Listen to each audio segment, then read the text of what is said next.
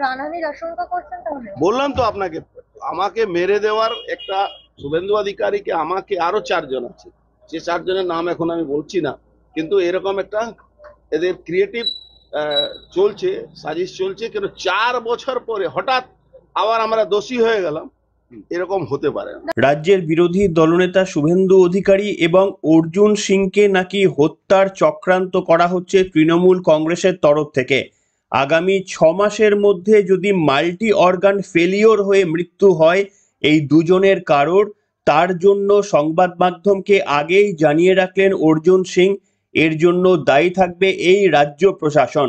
মারাত্মক বললেও কম বলা হয়, চাঞ্চল্যকর তথ্য দিলেন, এবং সেই তথ্যের কতটা ভিত্তি রয়েছে আমার মনে হয় অবশ্যই ইনভেস্টিগেশন করে দেখা উচিত।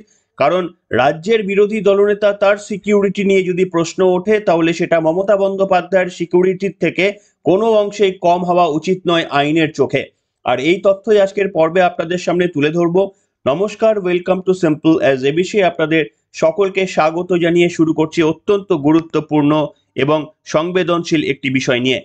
রাশিয়া থেকে আনা রাসায়নিক পদার্থ তার সামনে স্প্রে করা হতে পারে, আর তাতেই 3 থেকে 4 মাসের মধ্যে মাল্টি অর্গান ফেলিওর হয়ে মৃত্যু হতে পারে তার।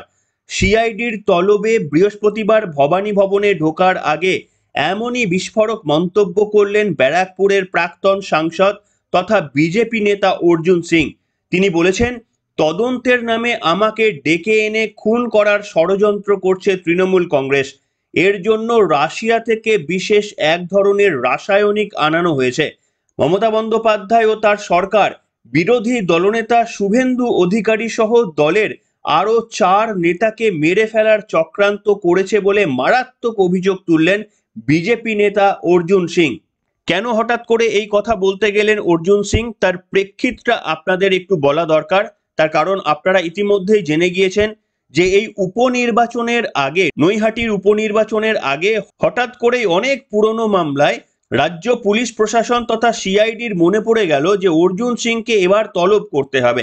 তাও আবার নির্বাচনের কয়েকদিন আগেই নোটিশ ধরানো হলো অর্জুন সিংকে। সেই তথ্য আপনারা জানেন। কি তার বিরুদ্ধে অভিযোগ?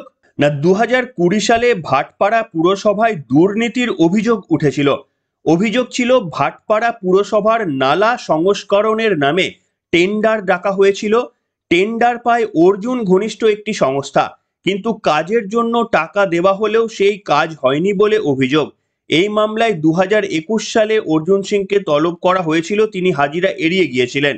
এরপর গত 4 নভেম্বর ফের তাকে এতদিন পর নোটিশ পাঠিয়েছে সিআইডি, তাও আবার উপনির্বাচনের আগেই।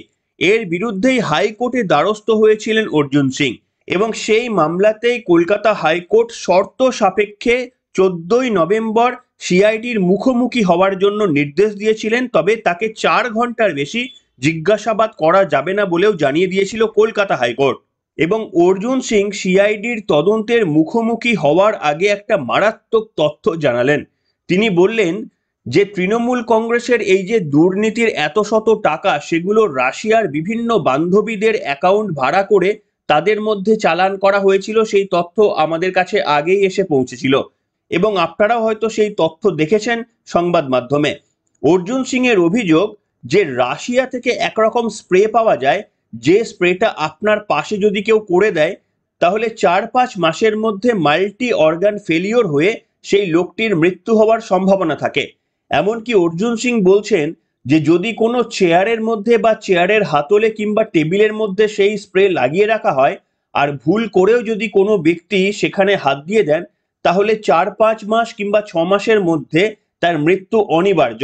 অর্জুন সিং এর দাবি, তাকে সিআইডির তদন্তের মুখোমুখি করে কার্যত এই ধরনেরই তাকে মেরে ফেলার চক্রান্ত করা হয়েছে রাজ্য পুলিশ, রাজ্য প্রশাসনের তরফ থেকে। শুধু তিনিই নয়, বিরোধী দলনেতা শুভেন্দু অধিকারীর সঙ্গেও এই চক্রান্ত হয়েছে বলে তিনি দাবি করেছেন। সাথে সাথে আরো 4 জনের কথা তিনি উল্লেখ করলেন, যদিও নাম বলেননি। তারা 2 জন ছাড়াও বিজেপির আরো 4 নেতৃত্বর জন্য এই একই বন্দোবস্ত নাকি করা হয়েছে বলে বিস্ফোরক অভিযোগ তুললেন অর্জুন সিং। কি বলেছেন তিনি, আসুন আপনাদের তার বক্তব্যটা শোনাই। ইটিভি ভারতের একটি প্রতিবেদন, সেই প্রতিবেদন থেকে আপনাদের বক্তব্যটা শোনাচ্ছি, শুনুন। পশ্চিমবাংলা যারা তৃণমূলের বিরোধিতা করবে, মমতা ব্যানার্জির বিরুদ্ধে কথা বলবে, অভিষেক ব্যানার্জি কৈলা ভাইপোর বিরুদ্ধে কথা বলবে, তাদেরকে টার্গেট করে করে মিথ্যা মামলা ফাঁসানো হয়। যেহেতু আমাদের সেন্ট্রাল ফোর্স ঘেরার মধ্যে আমরা থাকি, এরা সেই সুযোগ পাচ্ছে না। এখন আস্তে আস্তে এদের একটা, আপনারা শুনেছিলেন ইতিমধ্যে, কে তৃণমূলে বড় বড় নেতারা টাকা জমা করার জন্য, টাকা বাইরে পাঠাবার জন্য রাশিয়ানদের অ্যাকাউন্ট হায়ার করেছে। শুভেন্দু অধিকারী, অর্জুন সিং মতন লোকেদেরকে এরা কোনোভাবে আটকাতে পারছে না। তখন একটা মেরে দেওয়ার চক্রান্ত চলছে। যেহেতু কোনো পাবলিক মিটিং বা মিছিলে সবসময় সেন্ট্রাল ফোর্সের ঘেরার মধ্যে আমরা থাকি, তখন এমন কেমিক্যাল স্মাগল করে আনা হচ্ছে রাশিয়া থেকে এইদের মাধ্যমে, যাতে আমাদেরকে কোনো ভাবে ইনভেস্টিগেশন নামে ডেকে, আর আপনারা জানেন এরকম কেমিক্যাল আছে কি আপনার পাশে যদি স্প্রে করে দেওয়া যায় সে লোকটা মারা যায়। ওই বা টেবুলে আপনার হাত পড়লো, যদি ওখানে লাগানো থাকে ওই কেমিক্যালটা, যদি আপনার শরীরে টাচ হয়ে যাবে, তাহলে ওই 6 মাস 3 মাস পরে আপনার মাল্টি অর্গান ফেলিওর হবে, আপনি মারা যাবেন। মানে 6 মাস 3 মাস পরে অ্যাকশন শুরু হবে? 6 মাস 3 মাসের মধ্যে, মানে এর অ্যাকশন 3 মাসের আগে বোঝা যাবে না। এই ধরনের একটা বড় চক্রান্ত, আমার শুভেন্দু অধিকারী আরো 4-5 জনের নাম আছে, তাদেরকে করার এদের একটা প্ল্যান চলছে, যাতে 2026-এ ইলেকশনে আবার এরা ভোটে জিতে পারে। এইটা সিআইডি হোক বা অন্য এজেন্সি, যেখানে ডেকে ডেকে এসটিএফ, আপনারা জানেন ইতিমধ্যে বাংলাদেশের জঙ্গিদের সঙ্গে কত যোগ আছে আমাদের পশ্চিমবাংলা সরকারের, যে নানা রকম একটা ব্যবস্থা চলছে। একটা বড় ধরনের ঘটনা, ধরুন আজকে যদি কেউ মেরে দেয়, তখন কি হয়, সঙ্গে সঙ্গে মিডিয়াতে আসে, কিন্তু যদি কারো শরীরে মাল্টি অর্গান ফেলিওর হয়ে যায়, তখন তো আপনি তার উপরে প্রশ্ন চিহ্ন করতে পারেন না। এই ধরনের আশঙ্কার জন্য আমরা হাইকোর্টে দ্বারস্থ হয়েছিলাম। হাইকোর্ট বলেছে 4 ঘন্টা আপনাকে যেতে হবে, তার জন্য আজকে আমি ওখানে যাচ্ছি। কিন্তু আমি একদম আশঙ্কা আমার সবসময় মনে আছে, আমার জন্য, শুভেন্দু অধিকারীর জন্য, আরো 4-5 জনের জন্য, কি এরা কোনো না কোনো ভাবে, আপনি বলুন 4 বছর ধরে কোনো হেলদোল ছিল না, হঠাৎ 4 বছর পরে 4 কোটি টাকা নাকি আমি দুর্নীতি করেছি। আরে 400, 500, 1000 কোটি টাকা বললে একটা আমারও মান সম্মান থাকতো। 4 কোটি টাকার দুর্নীতির জন্য অর্জুন সিংকে ডাকা হচ্ছে, যে অর্জুন সিং এর অ্যাসোসিয়েটস 10 কোটি টাকা মাসে আমাদের লেবার পেমেন্ট আছে, সে অর্জুন সিংকে 4 কোটি টাকা দুর্নীতির জন্য ডাকা হচ্ছে। তার মানে কি, সামথিং রং বিহাইন্ড দ্য বার। ভাটপাড়া মিউনিসিপ্যালিটিতে নাকি আমি 4 কোটি টাকা দুর্নীতি করেছি। এই ধরনের একটা মিথ্যা আরোপ লাগিয়ে এই সাজিশটা একটা করার আমার মনে আসছে কি এরকম একটা হতে পারে। তার জন্য আমি হাইকোর্টের দ্বারস্থ হয়েছি। হাইকোর্ট একটা নির্দেশ দিয়েছে, যেতে হবে। কিন্তু আমি আপনাদের মাধ্যমে, কেন গণতন্ত্রের চতুর্থ স্তম্ভ হলো মিডিয়া, আপনাদেরকে আমি বলে যাচ্ছি, যদি 6 মাসের মধ্যে আমার যদি কোনো মাল্টি অর্গান ফেলিওর হয়, তার জন্য আগাম বলছি এই সরকার, এই মুখ্যমন্ত্রী, সিআইডি ডিপার্টমেন্ট দায়ী থাকবে। শুনলেন বন্ধুরা, একেবারে বিস্ফোরক অভিযোগ বললেও কম বলা হয়। তার কারণ, বিরোধী দলনেতা সাংবিধানিক অধিকার মমতা বন্দ্যোপাধ্যায়ের থেকে কম কিছু নয়। তার কারণ, আমাদের এই সংবিধানে মুখ্যমন্ত্রী মমতা বন্দ্যোপাধ্যায় প্রশাসনিক প্রধান এবং বিরোধী দলনেতা, তাদেরকে একই আসনে কিন্তু দেখা হয়। এই অবস্থায় যদি অর্জুন সিং এর কাছে সত্যি সত্যি এই তথ্য থেকে থাকে, আমার তো মনে হয় রাজ্য পুলিশ প্রশাসনের অর্জুন সিংকে আরো একবার জিজ্ঞাসাবাদ করে তথ্য কালেক্ট করে এর তদন্ত শুরু করা উচিত। অর্জুন সিং এর কথার মধ্যে সারবত্তা রয়েছে কিনা সেটা অবশ্যই খতিয়ে এই কারণে দেখতে হবে, তার কারণ এর মধ্যে বিরোধী দলনেতার নাম তিনি উল্লেখ করেছেন, যার গুরুত্ব আমাদের এই সংসদীয় রাজনীতিতে অপরিসীম। সেই কারণেই আমাদের পুলিশ প্রশাসনেরও কিন্তু অর্জুন সিং এর এই বক্তব্যকে নিরপেক্ষভাবে তদন্তের আওতায় নিয়ে আসাটা অত্যন্ত প্রয়োজনীয়। তবে পুলিশ কি সেটা করবে? দেখুন, মমতা বন্দ্যোপাধ্যায় সম্পর্কে যদি ছোটখাটো কোনো ঘটনা ঘটে, পুলিশ প্রশাসনের ভূমিকা যে ধরনের আমরা দেখতে পাই, সেইটা কিন্তু বিরোধী দলনেতার ক্ষেত্রে আমরা দেখতে পাই না। আর এই ক্ষেত্রে কিন্তু রাজ্য পুলিশ প্রশাসনের ভূমিকা আতশ কাচের তলায় দীর্ঘদিন ধরেই রয়েছে। অন্যদিকে অর্জুন সিং বলছেন যে আমাকে নাকি 4 কোটি টাকার দুর্নীতিতে ডাকা হয়েছে। যদি 400 বা 500 কোটি টাকা কিংবা 1000 কোটি টাকার দুর্নীতির কথা হতো তাহলে না হয় বুঝতাম, কিন্তু আমাকে 4 কোটি টাকার দুর্নীতির সঙ্গে জড়িয়ে ফেলা হচ্ছে।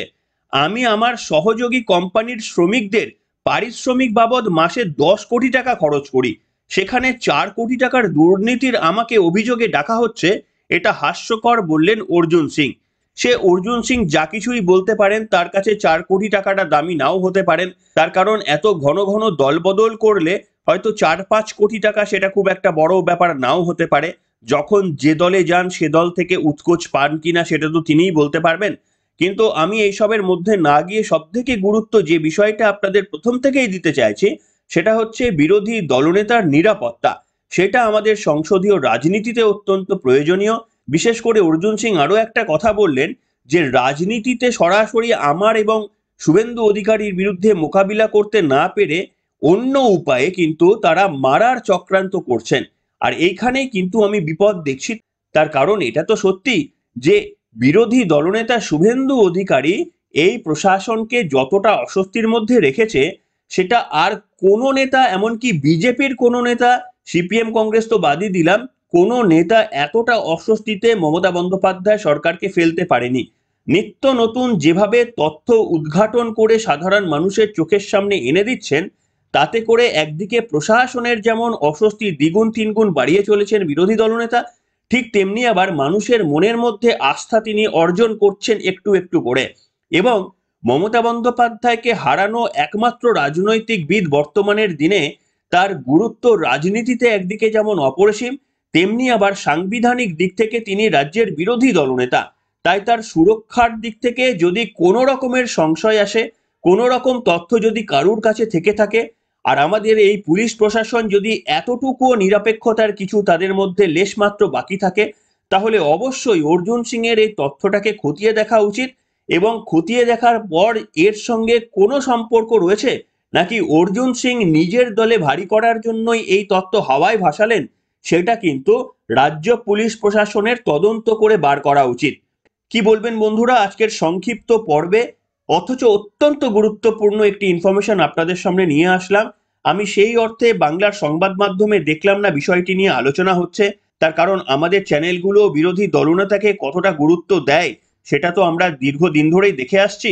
মমতা বন্দ্যোপাধ্যায়ের হাতে যদি মাছি বসে, সেটা সারাদিন ধরে যেভাবে সংবাদ মাধ্যমগুলি চালাতে থাকে, কিন্তু এত বিস্ফোরক একটা অভিযোগের পরেও কেন সংবাদ মাধ্যম এ নিয়ে ঘন্টাখানেকের টকশো করে না, তা নিয়ে অবশ্যই প্রশ্ন থাকে।